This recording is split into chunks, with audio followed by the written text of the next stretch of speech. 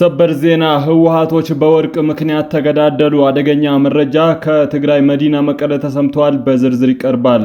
ኢትዮጵያውያን ከጥላቻ እንዲርቁ የኢትዮጵያ ካቶሊካዊት ቤተክርስቲያን ጳጳሳት ጠይቀዋል። ተጨማሪ ዘገባ ይዘንበታል። የፋኖ ታጣቂዎች ላይ ጠንካራ እርምጃ መውሰዱን መከላከያ ሰራዊቱ አስታውቋል። በኢራቅ በደረሰው የአሜሪካ ወታደራዊ አውሮፕላን አደጋ ስድስቱም የበረራ አባላት ህይወታቸው ማለፉ ተረጋግጧል። በዓለም አቀፍ ዘገባችን ይዳሰሳል። ውድ ቤተሰቦቻችን በዛሬው ቆይታችን እነዚህንና ሌሎችንም ሀገር አቀፍ ቀጠናዊና ዓለም አቀፍ መረጃዎችን በዝርዝር ወደ እናንተ እናቀርባለን። ለቤቱ አዲስ የሆናችሁ ሰብስክራይብ በማድረግ የደወል ምልክቷን በማብራት የቤቱ አባል ትሆኑ ዘንድ በታላቅ ትህትና እንጋብዛለን። በቅድሚያም የዕለቱን የቢዝነስ ዘገባዎች አስቀድመን ወደ ዝርዝር ዘገባዎቹ እናልፋለን።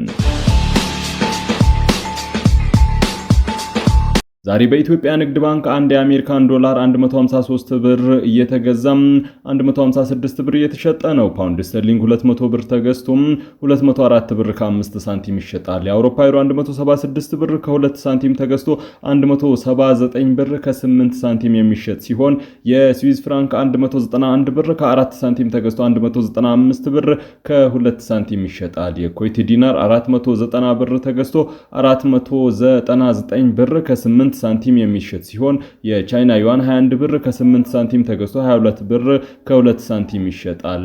የተባበሩት አረብ ኤሚሬቶች ድርሃም 41 ብር ከ6 ሳንቲም ተገዝቶ 42 ብር ከ4 ሳንቲም የሚሸጥ ሲሆን የሳውዲ ሪያል 40 ብር ከ7 ሳንቲም ተገዝቶ 41 ብር ከ5 ሳንቲም ይሸጣል።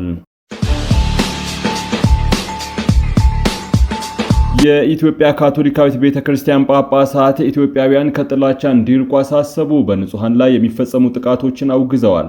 የኢትዮጵያ የካቶሊካዊት ጳጳሳት በልዩ ልዩ የሀገሪቱ ክፍሎች በንጹሃን ዜጎች ላይ የሚፈጸሙ የጥቃት ተግባራትን ያወገዙ ሲሆን ኢትዮጵያውያን ከጥላቻ እንዲርቁና ማህበራዊ መከፋፈል ለማባባስ የሚደረጉ ሙከራዎችን ውድቅ እንዲያደርጉ ጥሪ አቅርበዋል።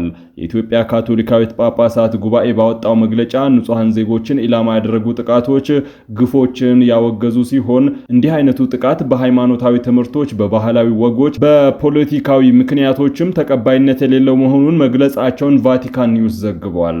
ጳጳሳቱ በኦሮሚያ ክልል አርሲ ዞን በቅርቡ የተፈጸሙ ጥቃቶችን በማንሳት በአካባቢው የተደጋገመ ያለው ግፍ እንዳሳሰባቸውም ገልጸዋል።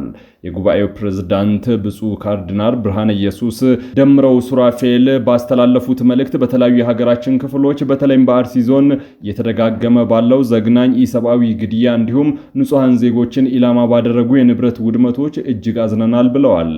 ካርዲናሉ ቤተክርስቲያኗ ለጥቃቱ ያላትን ጠንካራ ውግዘት በድጋሚ የገለጹ ሲሆን የሚመለከታቸው አካላት የሕግ በላይነትን ለማስከበርና ንጹሃንን ለመጠበቅ አስፈላጊውን እርምጃ ሁሉ እንዲወስዱ አሳስበዋል። ጳጳሱ በንጹሃን ላይ የሚፈጸሙትን ጥቃቶችን በተደጋጋሚ በማውገዝ ኢትዮጵያውያን ከሃይማኖት ተቋማት ከበጎ ፈቃደኞች ጋር በመሆን ሰላምን ለማስፈን በጋራ እንዲሰሩ ጥሪ አቅርበዋል።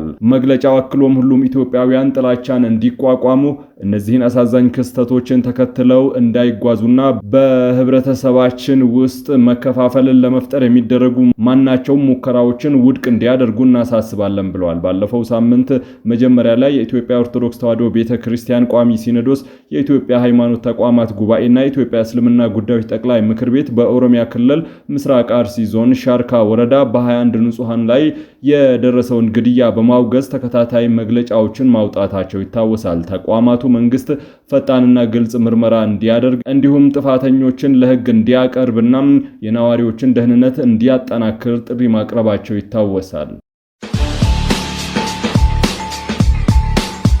ከ9 ሚሊዮን በላይ ዜጎች ለመራጭነት ተመዝግበዋል። የፓርቲ አባላት በሆኑ የምርጫ አስፈጻሚዎችም ላይ እርምጃ ተወስዷል ሲል ምርጫ ቦርድ አስታወቀ። ለሰባተኛው ጠቅላላ ምርጫ የካቲት 28 ቀን 2018 አንስቶ እስካሁን ድረስ 9,036,994 ዜጎች ለመራጭነት መመዝገባቸውን የኢትዮጵያ ብሔራዊ ምርጫ ቦርድ አስታውቋል። የቦርዱ ሰብሳቢ ሜላት ወርቅ ኃይሉ መጋቢት 4 ቀን 2018 ማምሻውን ለመገናኛ ብዙሃን በሰጡት መግለጫ እንዳመላከቱት ከዚህ ውስጥ 600,000 የሚሆኑ ተመራጮች ምርጫዬ በተሰኘው ዘመናዊ መተግበሪያ አማካኝነት የተመዘገቡ መሆኑን አክለው ገልጸዋል። በሀገር አቀፍ ደረጃ ከተቋቋሙ 52773 የምርጫ ጣቢያዎች መካከል በ46757ቱ የመራጮች ምዝገባ ቁሳቁሶች በወቅቱ ደርሰው ምዝገባው በስኬት እየተካሄደ መሆኑን ሰብሳቢዋ ገልጸዋል። ይሁን እንጂ 6395 የሚሆኑት የምርጫ ጣቢያዎች በጸጥታ ስጋትና ቁሳቁስ በወቅቱ ባለማድረሱ ምክንያት እስካሁንም ምዝገባ እንዳልጀመሩ ጠቁመዋል። ቦርዱ ለምርጫው ሂደት 187228 አስፈጻሚዎችን ያሰማራ ሲሆን የምርጫ ጣቢያዎችን እንቅስቃሴ በጥብቀት እየተከታተለ እንደሚገኝ አረጋግጠዋል።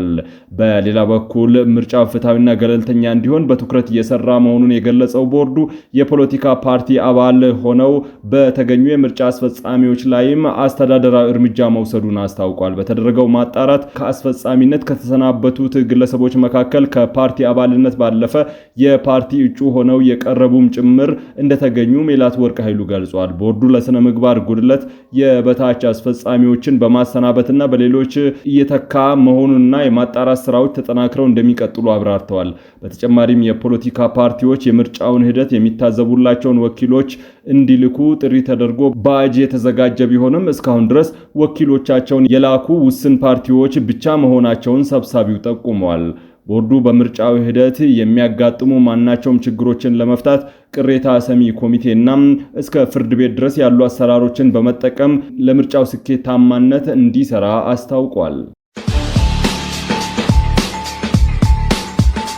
የሥራ መብት ጥሰት የደረሰባቸው 762 ሰራተኞችን ወደ ሥራ ገበታቸው እንዲመለሱ ማድረጉን የኢትዮጵያ ሕዝብ እንባ ጠባቂ ተቋም አስታወቀ። የሥራ መብት ጥሰት የደረሰባቸው 762 ሰራተኞችን ወደ ሥራ እንዲመለሱ የደረጃ እድገት እንዲያገኙና ተገቢው የሥራ ዝውውር እንዲያደርጉ ማስቻሉን የኢትዮጵያ ሕዝብ እንባ ጠባቂ ተቋም አስታውቋል። በ2018 በጀት ዓመት በ6 ወራት ውስጥ 944 አቤቱታ ለተቋሙ የቀረበ ሲሆን በእነዚህም አቤቱታዎች 29631 ሰዎች ተካተው መቅረባቸውን መረጃ ያመለክታል።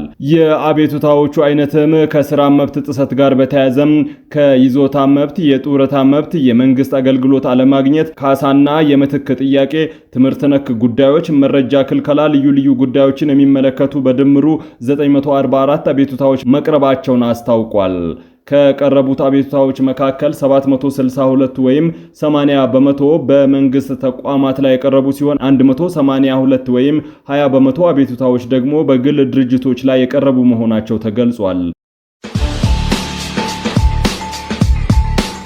በሰሜን ሸዋ ዞን የሰላም አማራጭን የተከተሉ ታጣቂዎች ለሰራዊቱ እጅ መስጠታቸውን መከላከያ ሰራዊቱ አስታወቀ። በአማራ ክልል ምስራቅ ጎጃም ዞን አራጢና መጋርጭ ተብሎ በሚጠራ አካባቢ ላይ ሲንቀሳቀሱ የነበሩ የፋኖ ታጣቂ ቡድን ወይም ራሱን የባልከው ከበደ ሻለቃ ብሎ የሚጠራው ታጣቂ ወደ ሰሜን ሸዋ ዞን ዳራ ወረዳ በመሄድ ለመከላከያ ሰራዊቱ ከነሙሉ ትጥቃቸው እጅ መስጠታቸውን የ6ኛ እዝ ጋሻ ክፍለ ጦር መገናኛ ኃላፊ ሻለቃ ወጋየው በቀለ ተናግረዋል። ቡድኑ ከዚህ በፊት እጅ ከሰጡት ፍቃዱ በላይ ክፍለ ጦር ብለው ከሚጠሩት አባል እንደነበሩም በኋላም ተገንጥለው ሲንቀሳቀሱ የቆዩ መሆናቸውን ሻለቃ ወጋየው ተናግረዋል። እጅ ከሰጡት የታጣቂ ቡድን አመራሮች መካከል ሻለቃ መሪ ብሎ ራሱን የሚጠራው ባልከው ከበደም የቡድኑ መጨረሻው መበታተንና የሀገርን ሕልውና አደጋ ላይ ለመጣል ተላላኪ ከመሆን ውጪ ምንም ጥቅም እንደሌለው በመረዳት ቡድኑን በመያዝ ለመከላከያ ሰራዊቱ እጅ በመስጠት የሰላም አማራጭን መርጠናል ሲል ተናግሯል ሲል የገለጸው መከላከያ ሰራዊቱ ነው። በአሁኑ ሰዓት ታጣቂዎቹ የሰላም አማራጭን በመጠቀም የበደሉትን ሀገርና ሕዝብን ለመካስ በማሰብ ወደ ሰላም እጃቸውን በመዘርጋት በሰላማዊ መንገድ ለሰራዊቱ እጅ እየሰጡ ነው ሲል መከላከያ ሰራዊቱ ባወጣው መግለጫ አስታውቋል። በትግራይ ክልል ህገወጥ የወርቅ ንግድን ተከትሎ ታጣቂዎች ግጭት ውስጥ ገቡ። በትግራይ ክልል በተለያዩ አካባቢዎች የተስፋፋ የመጣው ህገወጥ የወርቅ ንግድና ዝውውር በታጣቂዎች መካከል የለየለት ግጭት ፈጥሯል። ሰሞኑን በዚሁ የወርቅ ንግድ ሰንሰለትና በትርፍ ክፍፍል ዙሪያ በተፈጠረ አለመግባባት በህወሓት ታጣቂዎች መካከል የተኩስ ልውውጥ መደረጉን ተከትሎ የሰው ህይወት ማለፉ ተዘግቧል። እንደ ምንጮች ዘገባ ከሆነ ግጭቱ የተከሰተው የወርቅ ማዕድን በስፋት በሚወጣባቸውና የንግድ መስመሩ በሚያልፍባቸው ስልታዊ ቦታዎች ላይ ቁጥጥር ለማድረግ በሚደረግ ሽኩቻ ነው። በዚህ የተኩስ ልውውጥ ወቅትም ማንነቱ በግልጽ ያልታወቀ ነገር ግን የነ ዶክተር ደብረጽዮን ገብረ ሚካኤል ወኪል በመሆን የንግድ ሂደቱን ሲያሳልጥ የነበረ ግለሰብ መገደሉ ተመላክቷል። ግለሰቡ በክልሉ ያለውን ከፍተኛ የወርቅ ዝውውር ከፍተኛ አመራሮች ጋር በማገናኘት ረገድ ቁልፍ ሚና የነበረው እንደሆነም መረጃዎች ያሳያሉ። ይህ ክስተት በክልሉ ያለውን የጸጥታ ሁኔታ ይበልጥ እያወሳሰበው መጥቷል። ህገወጥ የወርቅ ንግዱ በከፍተኛ ሁኔታ መፋፋሙን ተከትሎ ታጣቂ ቡድኖች የራሳቸውን የጥቅም ቀጠና ለመፍጠር የሚያደርጉት ጥረት ለንጹሃን ዜጎች ደህንነትም ስጋት ፈጥሯል። በተለይም በታጣቂዎች መካከል የሚፈጠሩ መሰል ግጭቶች በክልሉ ያለውን የህግ የበላይነት ጥያቄ ውስጥ የሚከትና የአስተዳደር መዋቅሩን ድክመት የሚያሳይ መሆኑ እየተነገረ ይገኛል። የወርቅ ንግዱ በህገወጥ መንገድ በድንበር በኩል ወደ ጎረቤት ሀገር የሚወጣ መሆኑን የሚጠቁሙ ሪፖርቶች ድርጅቱ የተደራጀና የከፍተኛ አመራሮችን ድጋፍ የያዘ እንደሆነም ያመላክታል። ግጭቱን ተከትሎ በክልሉ አንዳንድ አካባቢዎች ከፍተኛ የጸጥታ ጥበቃ የተደረገ ሲሆን በታጣቂዎች መካከል ያለው አለመግባባትን ለማርገብ ጥረት ቢደረግም የጥቅም ግጭቱ ስር እየሰደደ በመሆኑ ዳግም ግጭት ሊከሰት እንደሚችል ስጋትን ፈጥሯል። በምስራቅ ኢራቅ በደረሰው የአሜሪካ ወታደራዊ አውሮፕላን አደጋም 6ቱም የበረራ አባላት ህይወታቸው ማለፉ ተረጋገጠ። በምዕራብ ኢራቅ በደረሰው የአሜሪካ ወታደራዊ አውሮፕላን አደጋ ውስጥ የነበሩ 6ቱም የበረራ አባላት ህይወታቸው ማለፉን የአሜሪካ ጦር አረጋግጧል። የኬ-35 አይነት ወታደራዊ ነዳጅ መሙያ አውሮፕላን አደጋ የደረሰው ሐሙስ ዕለት ነበር። እንደ ወታደራዊ ባለስልጣናት ገለጻ አደጋው ሌላ አውሮፕላን የሚያካትት ቢሆንም ከጠላት ወይም ከወዳጅ ኃይል በተተኮሰ ጥይት የተመታ እንደሆነ ነው የተገለጸው። የኢራቅ ምዕራባዊ በረሃ ሰፊና ድንጋያማ ሜዳ አካባቢ ቢሆንም በርካታ በኢራን የሚደገፉ የሺአ ታጣቂዎች መሰረታቸውን ያደረጉበት ቦታ ነው። አካባቢው በተደጋጋሚ የእስራኤልና የአሜሪካን አየር ጥቃቶች ሲፈጸሙበት የቆየ እንደሆነም ይገለጻል። ይህ አደጋ አሜሪካና እስራኤል በኢራን ላይ ጥቃት መሰንዘራቸውን ከጀመሩበት የካቲት 21 ቀን 2018 ጀምሮ አሜሪካ የወደቀባት አራተኛው አውሮፕላን ሆኗል። በመጋቢት ወር መጀመሪያ ላይ 3 የአሜሪካ አየር ኃይል ተዋጊ ጄቶች በኩዌት አየር መከላከያ በስህተት ተመተው መውደቃቸው የሚታወስ ሲሆን በእነዚህ አደጋዎች ውስጥ የነበሩ 4 የበረራ አባላት ሙሉ በሙሉ በሰላም ማምለጥ ችለውም ነበር። ውድ ቤተሰቦቻችን ለሰዓቱ የያዝናቸው መረጃዎች በዚህ አብቅተዋል። ከኛ ጋር በመሆን መረጃን ከጥበብ ስለተከታተላችሁ ከልብ እናመሰግናለን። ለቤቱ አዲስ የሆናችሁ ሰብስክራይብ በማድረግ የደወል ምልክቷን በማብራት የቤቱ አባል ትሆኑ ዘንድ በታላቅ ትህትና ጋብዘን ተሰናበትን። ሰላም።